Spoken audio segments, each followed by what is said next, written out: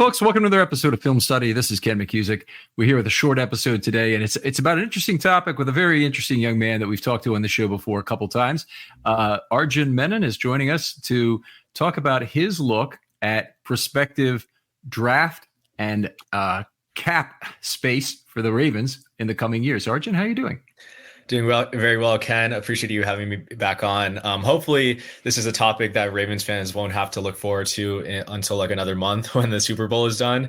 But as we know, NFL is kind of a high variance sport, so we never know what could happen. And obviously, I'm rooting for the best for the Ravens. But excited to dive into this and talk about where the Ravens stand in terms of cap space, draft capital, and everything else. All right. Outstanding. Now, you're at Michigan for your senior year. Your math, data analytics. I'm not sure exactly what your major is, but tell us a little bit about that. Yeah. So I'm Michigan for my senior year. I've really enjoyed, obviously, winning the national championship this past Monday. So that was a huge blessing, obviously, right before our second semester started. And this past summer, I interned with the New York Jets as a football analytics intern. So was doing a lot of, kind of player evaluation, opponent research, that kind of thing for them. That was a great experience, had a lot of fun, learned a lot, especially just going in as a person who was really, I think, in tune with the data side of things. But, when you work for a team, I think you were able to pick up on some of the schematic and coaching and scouting side of things that you don't really get from a public space. So had a lot of fun. That was really helpful for me. And then coming back here, since I work with Michigan football, I was able to kind of apply some of the knowledge and the ideas that I had from the Jets and applied here, and ended up winning a national championship. So I think everything worked out in the end, and excited to see what's the future for the program. Are you going to get a national championship ring of some sort? I don't know what the deal is with that, honestly. I hope we do. We're not technically I'm not like a manager. I'm like a data analyst for them. So I don't really know how that all works. I'm hoping I can, but in the worst case, I can at least say I was part of the program when we won the national championship. Sure. Is there anything you talk about specifically who like a group you supported? I know you were with Matt Weiss at one point. Well, you and Tage both, right?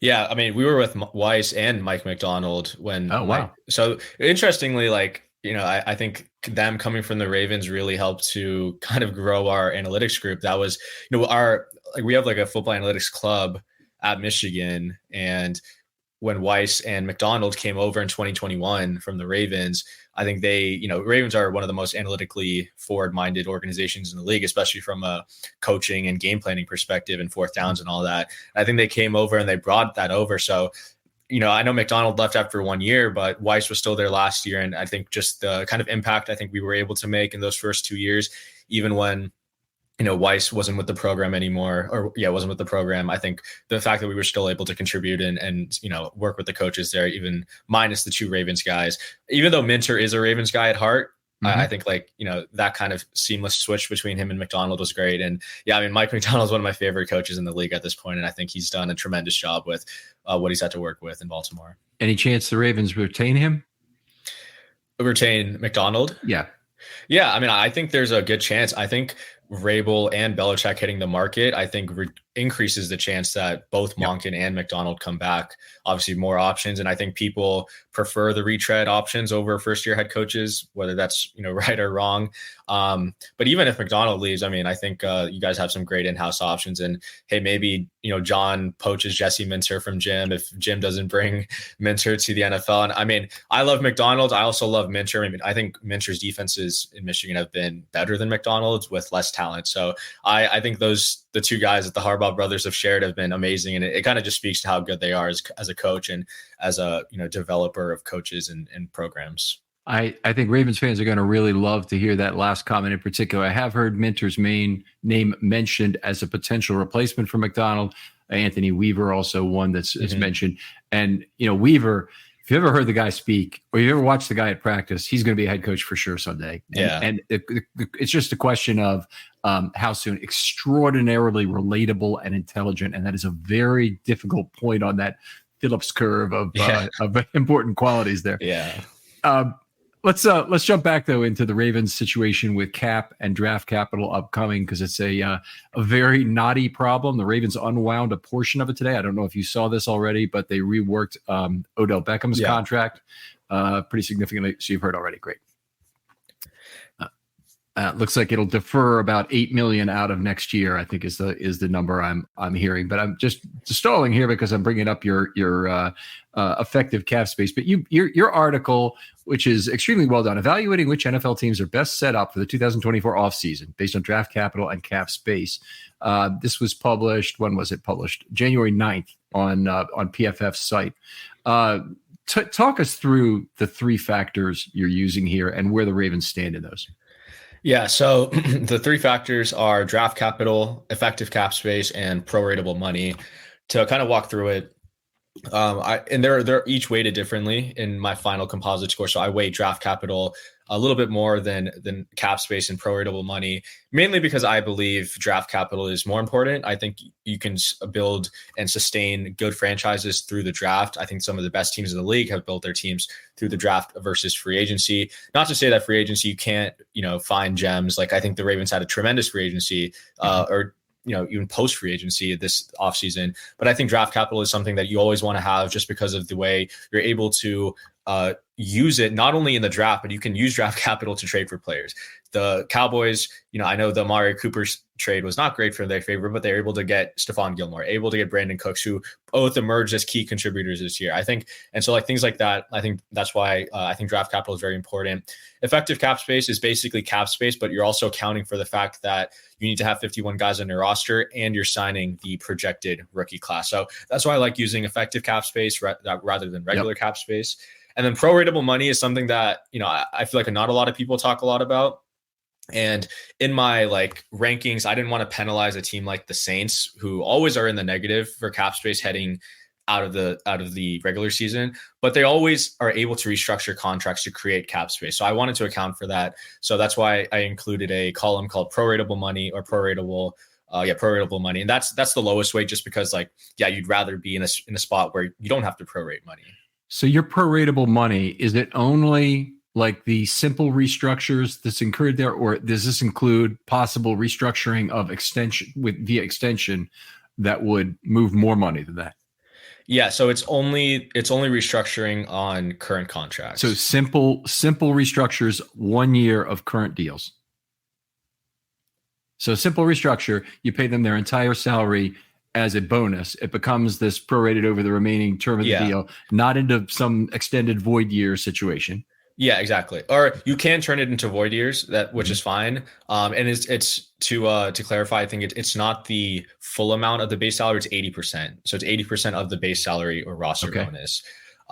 So I'm not really accounting for extensions. Again, I think I don't want to speculate when it comes to that kind of thing. And unfortunately, I published the article and then the OBJ news comes out 2 days later. Right. But proratable money, I think that's something that teams look at, and I feel like some of the sharper teams are actually using restructures more and more, and including void years. And I think we saw that kind of with the Ravens and Odell's contract as well. It hadn't happened before the last year or two for the Ravens, but it started happening, and I think it's a artifact of the pandemic and the cap reductions there, and obviously teams had to make changes, and now maybe it's around permanently. I kind of hope the Ravens are able to pay off that credit card debt over time, and get themselves back in a better position, or even if it has to happen all at once, I'll do it. But I'll tell you this: as a season ticket holder, I am pissed off with the possibility of having to sit out a year of football, or sit through a year of bad football, maybe is the way I ought to put it. Just being there at a Steelers game on Saturday where the Ravens, didn't play their regulars pisses me off. I'm not looking forward to that. But anyway, do you think it's possible for teams, before we get into this a little further, for teams to compete for Super Bowls if they're good drafting teams like the Ravens say, but apply a level approach as opposed to riding the roller coaster of parity between boom and bust cap years? Yeah, I do think that's possible. And for the most part, the draft is a crapshoot. And I think there's a lot of variance every year between drafts. But I do think that if you are a team that prioritizes analytically friendly moves, like trading back, accumulating more picks, you're always, or not always, but I think just the law of averages will allow you to hit on players later in the draft at some point. You're not going to miss on an every day 3 pick. Right. Well, I really don't like it every time that the draft is made to be like a game of random coin flips or card draws or whatever. I look at it a little differently. I say if you have a superior GM, you should have an advantage on each one of those. It's more like a World Series of Poker entry. If you're Dan Harrington or Phil Ivey or a really good poker player, your entry is worth about 4 or 5 entries. If you're Ken McCusick entering the World Series of Poker, it's worth 1/4 of an entry. So it's more like that. And I that's another reason why trading back will work more often for teams that are good at it in general. But even DaCosta himself uses that language sometimes, and I just absolutely hate it. First of all, to a certain degree, it's a lack of accountability work. In some way, it's a modesty that he's doing it for. But he's been a great drafter. He's been part of the Newsome years and all that. And we got to expect for drafts to be good and have that be part of the understanding of the franchise. And then people accept more the notion that, hey, we're trading for more picks because we wanted more picks.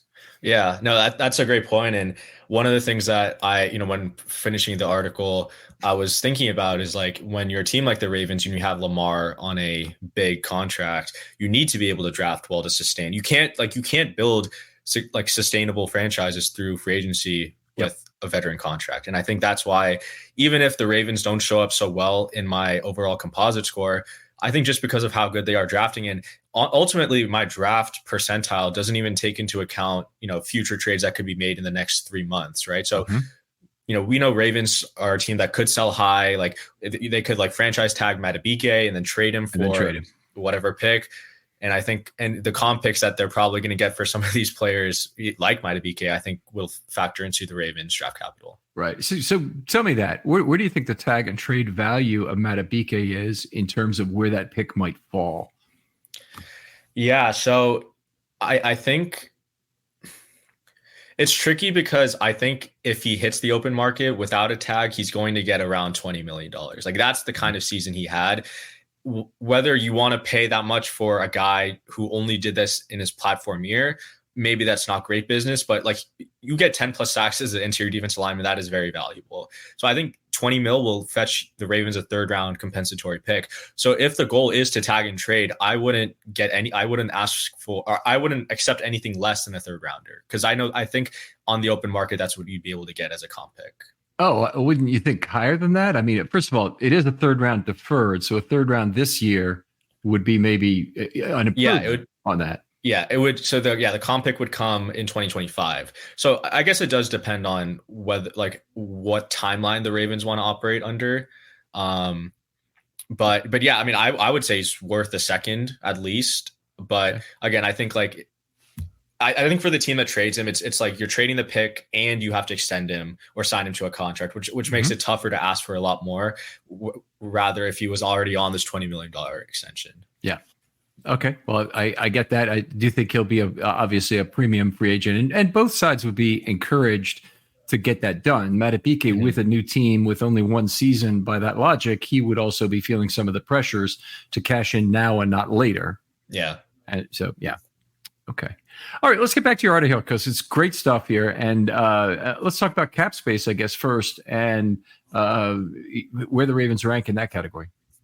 Yeah, so Ravens buy over the cap have only $9.5 million in effective cap space. So if you found a $100 bill on the ground, you wouldn't walk past it. So don't pass up a chance at easy cash with MyBookie. MyBookie has the biggest online selection of odds and contests to fill all your sports betting needs, anytime, anywhere. So you can turn that sports knowledge into cash in your wallet. Bet on the NFL, college bowl games, or play for your share of big cash prizes in the weekly blackjack tournaments.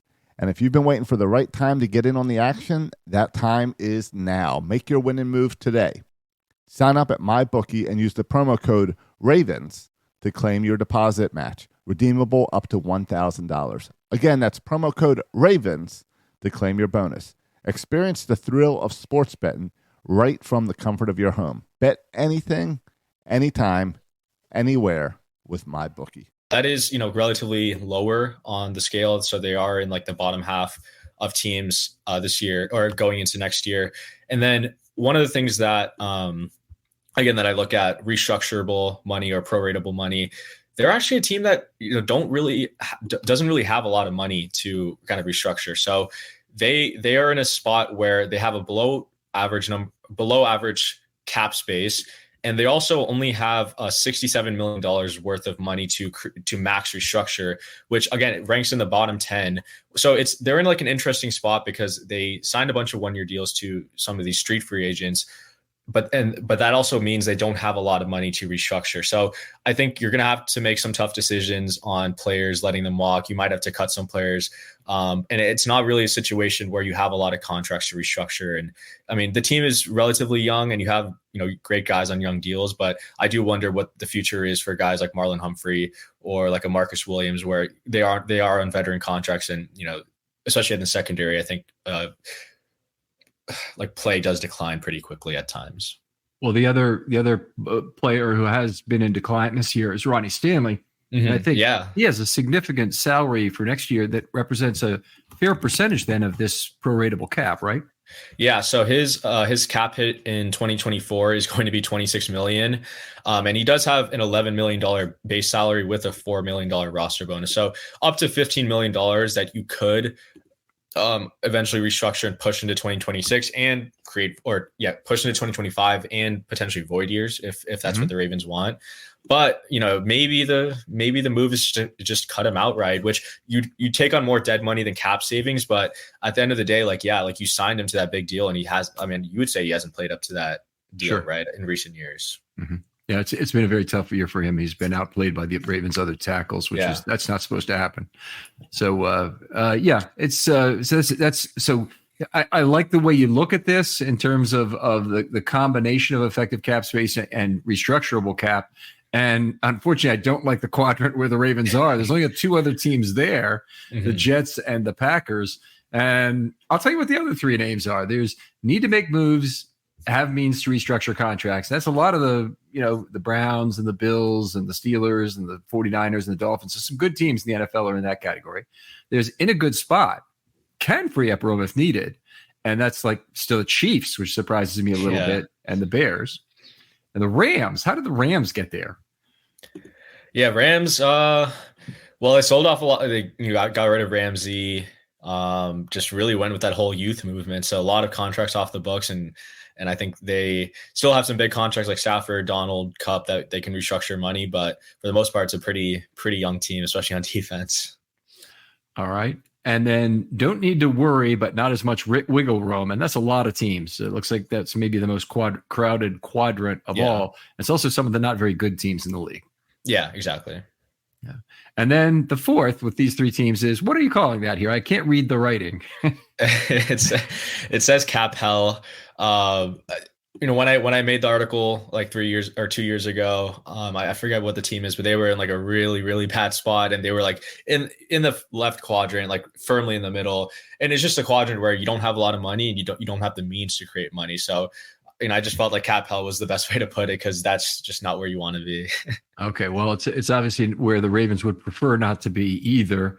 They have 43% of their players leaving in 43% of the snaps leaving in free agency last I checked, which is pretty damn significant. How do they build a team for next year with that consideration coming?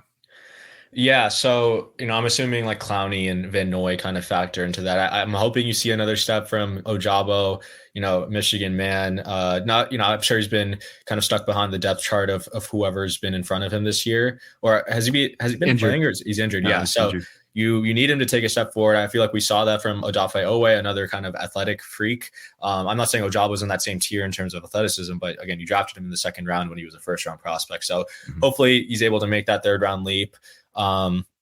So that's probably the biggest one, just finding a way to kind of keep developing your edge guys. And then you have to find, I guess, another replacement for Madubuike. I know you guys extended Michael Pierce, so that, you're going to have some stability there. And then I guess the rest of the snaps would come like receiver then with OBJ and Aguilar. Yeah, so a lot from OBJ, Aguilar. Kevin Zeitler is a big free agent. Yeah. Patrick Queen, of course. Stone is a free agent who's played a fair amount this year. Trying to think who else there is that J.K. Dobbins, who didn't have any snaps this year, but is potentially significant. Gus Edwards is a free agent. Trying to think who else am I forgetting here? They do have 3 other guys on the offensive line are signed, 3 out of 5. But Simpson is also a free agent. Not a huge loss, but he's been okay. Yeah. And I mean, that's the thing. I think the Ravens did a pretty good job planning for the future. I mean, Trenton Simpson, I'm assuming, is just going to step into the Patrick Queen role. I know Geno Stone is kind of allowed Kyle Hamilton to play slot. Maybe Hamilton. Huge. Yeah. But maybe Hamilton switches back to safety. And I think it's easier to find a slot corner in the draft. There's some, great ones, I think, this year that are coming out. And then I think receiver is the big one. I mean, the Zay Flowers pick looks amazing already, has allowed the Ravens offense to really open up the passing attack. And maybe it's a step forward and from where the Ravens have been able to draft quality receivers in the past. I mean, you'll still have Bateman under contract. So you're really just probably looking for a third guy, which again, I think you can find in free agency, you can find in the draft. That's the thing. I think the Ravens are in a good spot, and I think they've done a good job in the last 2 years of kind of planning for these kind of years where you have a lot of snaps departing. Okay. All right. Very good. So anyway, let's go on to the second part of this, which is draft capital, right? Yeah. Yeah. So, with draft capital, I mean, we're going to assume that the Ravens are picking probably in the back half, definitely in the back half of the first round, but hopefully in the bottom 5. Again, I think right now, as of right now, even if they departed in the divisional round, the highest they can draft is 28th. Yeah, exactly.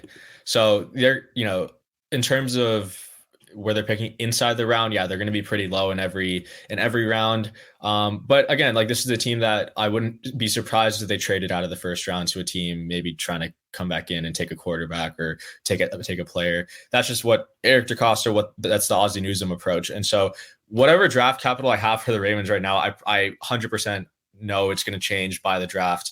I think my table has them in the 25th percentile in terms of draft capital. I'm assuming by the end of the draft, that's going to be much higher. And even if they trade up, I think they'll find ways to recoup that picks later in the draft. So doesn't show up well now, but I think it'll change. So more likely to trade down, and that draft capital percentage is based on the Spielberger system, the Fitzgerald Spielberger. Okay, so are you satisfied with the deduction of the replacement level from each of those draft values?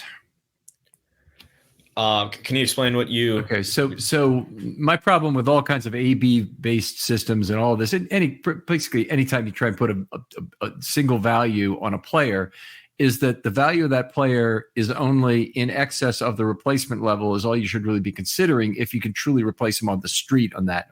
Even if you can replace him at the UDFA level for that, you shouldn't count any more of it than that. So that for some of the lower round picks, that to carve out most of their value, frankly. So the flatter valuation tables that we see in a lot of the newer systems that are not JJ, I think the weakness they have, or the weak argument that they have with regard to those systems, is that they don't really subtract out the replacement level effectively. And the replacement level, when you take it out of Peyton Manning or any other number 1 overall pick, is nothing compared to the career value. In terms of the typical 7th round pick, it might be more than it, or it might be a high percentage of it. Yeah, no, that's a great point. I think the replacement level thing is something that it's very interesting to think about, because you don't it's tough to really define, I guess, what a replacement level is. You could say a backup is a replacement level, but some backups are, starters who are just on a good team and they just haven't had a chance to shine. So yeah, I think the replacement level thing kind of messes with it. And I do agree with the premise that the JJ curve is too steep. And I would kind of value those later picks more than the JJ curve does. And I know Brad and Jason, Fitzgerald Spielberger, they kind of valued they created their chart based on contracts signed at each draft position. So that's kind of how they, I believe, came up with theirs. And so, I think with how many day 3 picks end up working out at times, I think that's why you kind of get a flatter slope rather than a steep drop off like the JJ curve. Okay. All right. So looking at this for the Ravens, and I don't want to spend too much time on this because it's the Debbie Downer kind of news. In terms of cap percentile, that's their best single factor. They're in the 35th percentile, right? Yeah. Is that correctly the 35th or the 36th? When you have to be higher than a full 35% to be in the 35th percentile, right? Yeah. So I would say 35th percentile. Okay. All right, great. And then the second one is, we'll do draft percentile. It's the second highest weighted, the 25th percentile, as you mentioned. Yeah. And then in prorated percentile, the prorated money, which has a very low weight in this. It's 1/2, 1, and 1/4, right? For the three weights. Yeah. Okay. So it's a 22nd percentile there. So at least in terms of the relative importance of these three things, their numbers are in the proper order there. Meaning they're best at the thing that has the highest weighting, but they still come out in the 12.9 percentile, I think that is what that is. It's from 0 to 100. It's a 12.9 score, the fifth worst in the entire NFL. Yeah. So one thing I'll say, I did weight draft capital more than cap space. Actually, I know the columns are cap space draft and I know the columns in the table are cap space draft capital and then restructurable money, but the weights are in terms of draft. So that's why, like in terms of where there's the most weight there, in the bottom 1/4 of the league. So that's why they show it pretty low here. Yeah, my mistake, because you have it correctly in the article. It's just the columns and the rows. I should have realized that. My bad. But anyway, that's a common curse of any team that is contending for a Super Bowl, is that their draft capital is not going to look good the next year, pretty much no matter what, because your end of the first round pick is worth so much less, and that first round pick for all teams is a very high percentage of their total draft capital. Yeah, and it's like you said, like a lot of Super Bowl favorites or good teams at least are in that bottom or at least below like the 40th percentile in terms of my composite score. And I think a team like the Ravens have shown that they can sustain, great franchises without having this much offseason resources. And I think, Lamar is the type of quarterback where I'd say the window is always open as long as he's healthy, which thankfully we got a full season of this year. So I'm not like too worried about where the Ravens placement is or where they rank in my chart. I think as long as Lamar's healthy and they have that kind of infrastructure around him from coaching to front office, I think they'll always be in a solid spot. All right. Well, Arjun, fantastic stuff here. Is anything else about the article that I didn't let you get to that you'd like to talk about? No, I think we hit on everything. All right. Outside, it's a great read out there. Make sure you take a look for it. Arjun, tell people where they can find you online, find your work online, or talk football with you. Yeah, so you can find me online on Twitter at ArjunMenon100. So I post most of my graphs, most of my tables, anything else that people want to talk about. My DMs are always open to help or just talk ball in general. So Ken, I appreciate you having me on. This is always a lot of fun, and happy to talk about my article as well. No, thank you, Arjun. The pleasure is certainly mine. Other folks out there, if you'd like to be on a film study short, hit me up. You don't have to be Arjun Menon to discuss anything. It's anything you're passionate about, I'd love to talk to you about, and I'll get back to you very quickly. My DM's also always open. Arjun, thanks again for coming on. Yeah, appreciate it, Ken. And we'll talk to you next time on Film Study.